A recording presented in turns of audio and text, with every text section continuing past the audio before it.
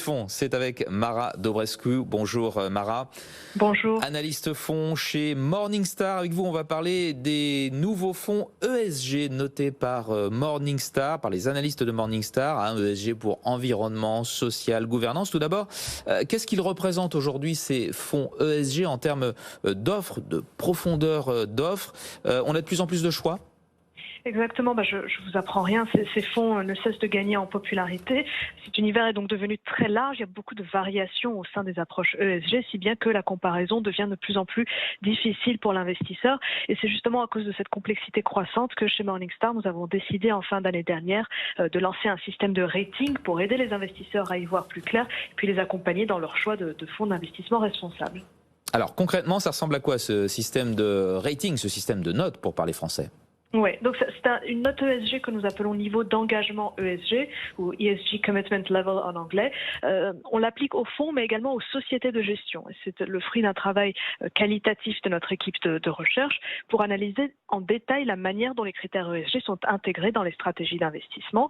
Au final, nous attribuons cette note sur 4 niveaux, Low, Basic, Advanced et Leader. Pour simplifier, les fonds et les sociétés de gestion qui obtiennent un Low ne font quasiment rien en matière d'ESG, tandis que ceux qui obtiennent la meilleure note leader, ce sont pour nous des fonds et des sociétés de gestion qui représentent vraiment ce qui se fait de mieux en matière d'ESG, une intégration complète des critères extra-financiers depuis la recherche d'idées d'investissement jusqu'à la construction de portefeuilles et surtout jusqu'aux politiques de vote et de lobbying auprès des sociétés dans lesquelles ces fonds investissent. Alors en fin d'année dernière, nous avons noté une quarantaine de sociétés de gestion et hier, c'est tout frais, on a publié un nouveau rapport avec une trentaine de sociétés notées.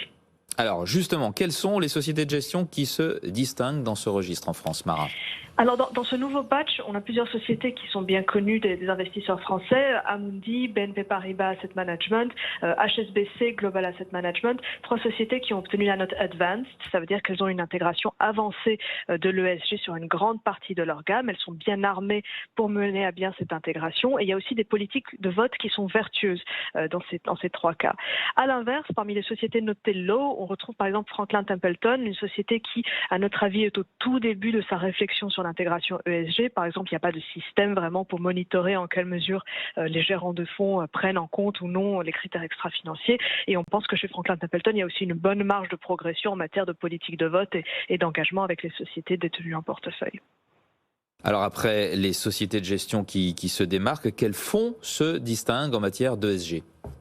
Alors dans cette cohorte de fonds nouvellement notés, il n'y a aucun fonds disponible à la vente en France qui a obtenu la meilleure note, la note leader, mais il y a pas mal de fonds qui ont été notés advanced et parmi ceux-ci, plusieurs fonds passifs et ETF qui suivent des indices ESG. Donc à la fois sur les actions, par exemple le Xtrackers MSCI Emerging Markets ESG qui applique cette approche extra-financière sur les marchés émergents, mais aussi sur l'obligataire avec par exemple le Lyxor ESG Euro Corporate Bond sur les obligations d'entreprise.